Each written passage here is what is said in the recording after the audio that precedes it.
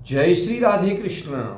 आप सभी का बहुत ही स्वागत करता हूं मैं अपने YouTube चैनल पर। और मैं आपको आज अपने YouTube चैनल के माध्यम से सर्वपितृ अमावस्या पितृ विसर्जन की विधि। सर्वपितृ अमावस्या महालय अमावस्या श्राद्धों की अमावस्या होती है। उस दिन पितरों का विसर्जन किस तरह से किया जाता है उसके बारे में, और किस समय करना चाहिए उसके बारे में मैं आपको विस्तार से जानकारी देने जा रहा हूँ। सरलता से समझने के लिए एक तो वीडियो को अंत तक जरूर देखना, और मेरे चैनल पर अगर आप नए हैं तो मेरे चैनल को सब्सक्राइब जरूर करना, लाइक शेयर कमेंट करना।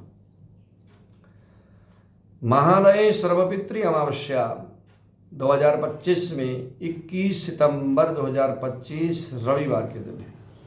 जी हाँ, इसी दिन पितृ विसर्जन होगा। मान्यता ऐसी है कि पितृपक्ष में पितर आपके घर में आते हैं। आपके द्वारा दिया हुआ जल भोजन आप चाहे गाय को देते हैं, ब्राह्मण को देते हैं, वो जो है पितरों को मिलता है, ऐसी भावना है।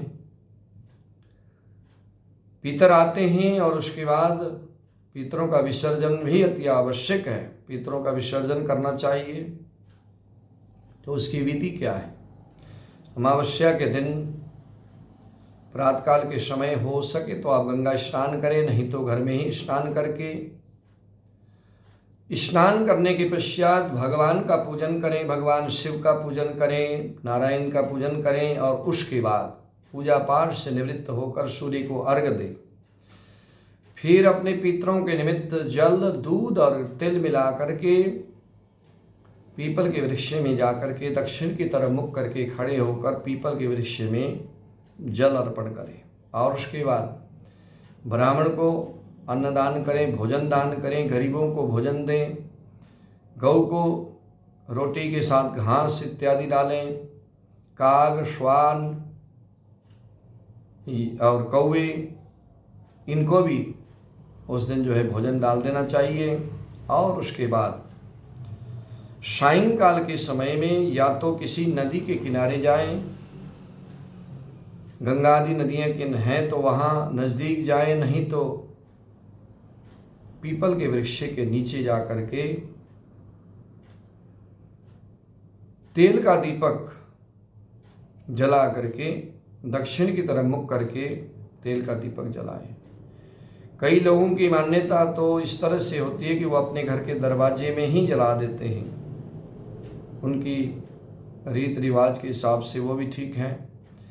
बहुत से लोग अपने पितृ विसर्जन जब करते हैं तो अमावस्या की रात को अपने घर के बाहर दहलीज में एक तरफ दिया लगा देते हैं, वो भी शुभ है, और वहाँ जल चढ़ा दो, वो भी आप कर सकते हैं। सबसे उत्तम नदी का किनारा, अगर नदी नहीं है तो पीपल के वृक्ष के नीचे, पीपल के वृक्ष के नीचे जा कर के दीपक जला देना। अपने पितरों को नमस्कार करना, हाथ जोड़ना, विनती करना, प्रार्थना करना कि किसी तरह से भी कोई मान्यता करने में भूल रह गई हो, कमी रह गई हो तो हम आपके बच्चे हैं, हमें क्षमा करना। इस तरह से पितरों से क्षमा याचना करके पितरों को नमस्कार करना, यही पितृ विसर्जन का विधान है। इसी तरह से करना चाहिए। इस तरह से अगर आप पितृ विसर्जन करते हैं तो पितरों की कृपा आपके ऊपर हमेशा बनी रहती है।